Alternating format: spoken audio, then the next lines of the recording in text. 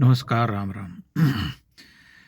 जब से पत्रकारिता जो है एक तरह से मुक्त हो गई, मतलब जब सोशल मीडिया का युग आया और लोग चैनल आधारित नहीं रहे, चैनल से अलग होने लगे, किसी संस्थान से बंध करके नहीं रहने लगे, तब से उसके बहुत सारे आयाम जो है हमारे सामने आ गए हैं। और उनमें से एक बड़ा महत्वपूर्ण विषय है कि बहुत सारे पत्रकार अब जो है गाली-गलौज की भाषा का प्रयोग करते हैं।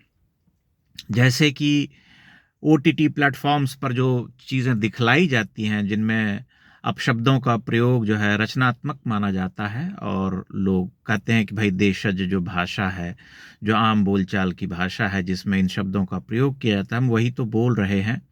उनके अपने तर्क हैं और उसी संस्कृति को अपने ऊपर जो है लेते हुए हमारे पत्रकारों ने भी गाली-गलौज की भाषा को अंगीकार कर लिया है। और इसके अगुआ जो है एक तरह से एक सुप्रसिद्ध डिजिटल प्लेटफ़ॉर्म जिसे हम कह सकते हैं, वह रहा जिसने कि कहा कि भई हम टकसाली भाषा का प्रयोग करते हैं, बोलचाल की भाषा का, और उसमें जो है गालियाँ भी जो हैं बड़े आराम से समाहित होती हैं। फिर वो 1-2 गालियों से शुरू हुआ सिलसिला जो है गालियों से ही भर गया। अब बहुत सारे ऐसे क्रांतिकारी वाचक हैं, यूट्यूबर्स हैं, जो अ, अपने हिसाब से हाँकते हैं, मतलब वो कुछ भी बोल सकते हैं। मैं देख रहा हूँ कि भाई विरोध करना है, कोई भी कानून आया या कुछ कोई नीति है सरकार की, तो विरोध करने की भाषा होती है, उसका एक व्याकरण होता है, एक तरीका होता है। लेकिन अगर कोई कहने लगे कि अरे इसकी पिछवाड़े पर लात मार करके भगाओ, इसके पिछवाड़े पर कील ठोक दो, ये कर दो, वो कर दो, ये सब बहुत साधारण बातें हैं। मैं इन लोगों को अधिक सुनता नहीं, यदा-कदा कोई क्लिपिंग्स जो है मेरे सामने आ जाती है तो मैं देख लेता हूँ और फिर मुझे आश्चर्य होता है कि इनको इतनी बड़ी संख्या में लोग देखते हैं तो उसी तरह का समाज भी निर्मित होता है कि भाई हम उनसे प्रभाव जो है लेते हैं, उनसे हम बहुत कुछ प्रेरणा पाते हैं कि भाई ये हमारे आदर्श युवा हैं जो हमारी बात को सामने रख रहे हैं, बड़े क्रिएटिव हैं, बहुत सारे आइडियाज़ लेकर के आते हैं, बहुत सारी बातें बताते हैं, लेकिन बातें बताते हुए जब मन होता है तब 4 गालियाँ दे देते हैं, चाहे वो प्रधानमंत्री को दें, किसी मंत्री को दें, किसी संतरी को दें, चाहे न्यायालय को दें, चाहे किसी को भी दें। तब जो है यह पूछा जाना आवश्यक है कि अगर यही प्रवृत्ति जो है बढ़ती रही और इसी तरह से गाली-गलौज करने वाले पत्रकार, यूट्यूबर्स जो हैं आए दिन प्रकट होने लगे, भरने लगे, तब एक समय में भारतीय समाज जो है वो गालियों से भर जाएगा और गाली देने वाले सिर्फ गालीबाज ही बचेंगे। इसे हम यूं ही नहीं छोड़ सकते, इसे हम यूं ही नहीं नकार सकते कि नहीं नहीं ठीक है, चलता है, सब कुछ चलता है। तब फिर ये लोग शुचिता की बातें करते हैं और संस्कृति में सुधार की बातें करते हैं और कहते हैं कि नहीं फिल्में जो हैं अश्लीलता परोस रही हैं, नंगई परोस रही हैं, ये दिखा रही हैं, वो दिखा रही हैं, टेलीविजन भ्रष्ट हो गया है। ये किस मुंह से, किस अधिकार से इस तरह की बातें करते हैं? जो व्यक्ति स्वयं अपनी भाषा के प्रति जरा भी सचेत न हो, जो कुछ भी बोल जाता हो, ऐसे लोगों की संख्या जो बढ़ रही है, तब फिर ऐसे लोग उपदेश कैसे देते हैं शुचिता के ऊपर, भारतीय सभ्यता, संस्कृति और सत्यनिष्ठा, ईमानदारी और तमाम बातें। इसलिए परोपदेशे पांडित्यम की जो ये परंपरा है, जो भारतीय समाज में बहुत पहले से रही है कि हम उपदेश तो बहुत देते हैं लेकिन स्वयं अपना आचरण नहीं देखते हैं। इसलिए हमें ध्यान देना चाहिए, हमें ऐसे लोगों को बहुत अधिक प्रोत्साहित नहीं करना चाहिए।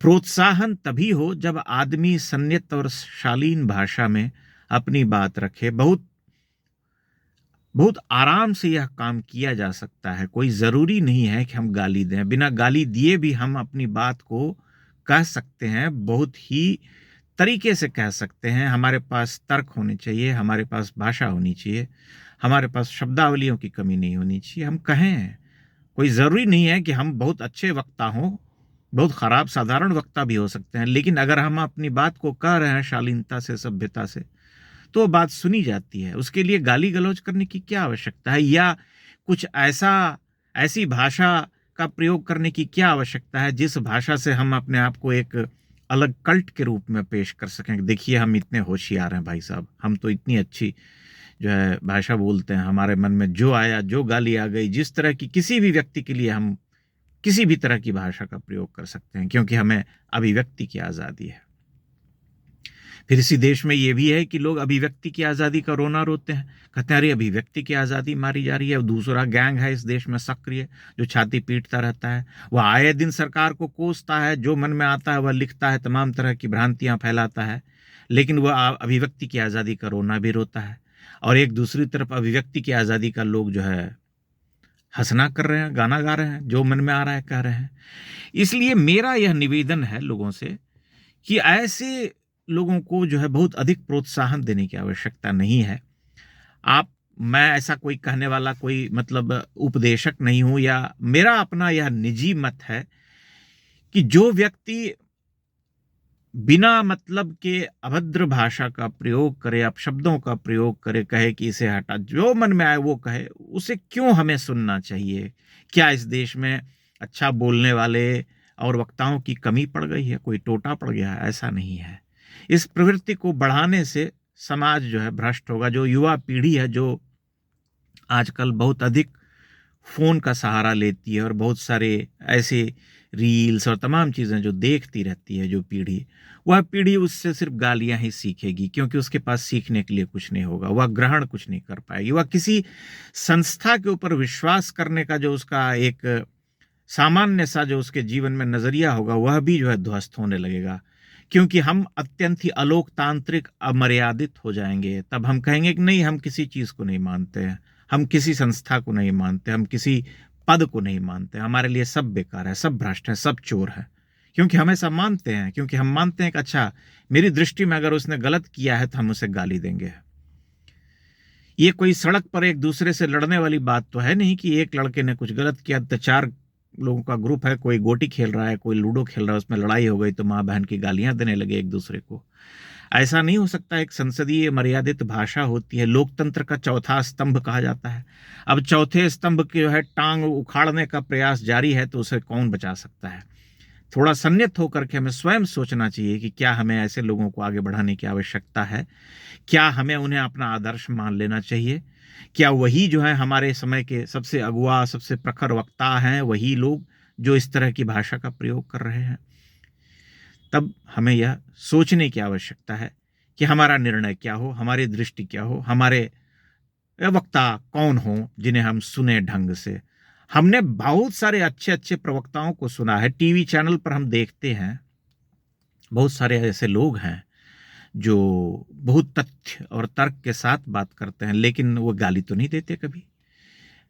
सुधांशु त्रिवेदी से लेकर के तमाम ऐसे लोग हैं जो बहुत तथ्यात्मक बातें करते हैं, बहुत श्रम करके आते हैं, बहुत रिसर्च करके आते हैं, उनके पास बहुत फैक्ट्स होते हैं, लेकिन वे ये तो नहीं कहते कि तेरे पिछवाड़े पे लात मार दूंगा, भगा दूंगा तुझे यहाँ से, और इसे उतार देना चाहिए, इसके चड्डी निकाल लेना चाहिए। इस तरह की भाषा का प्रयोग तो नहीं करते।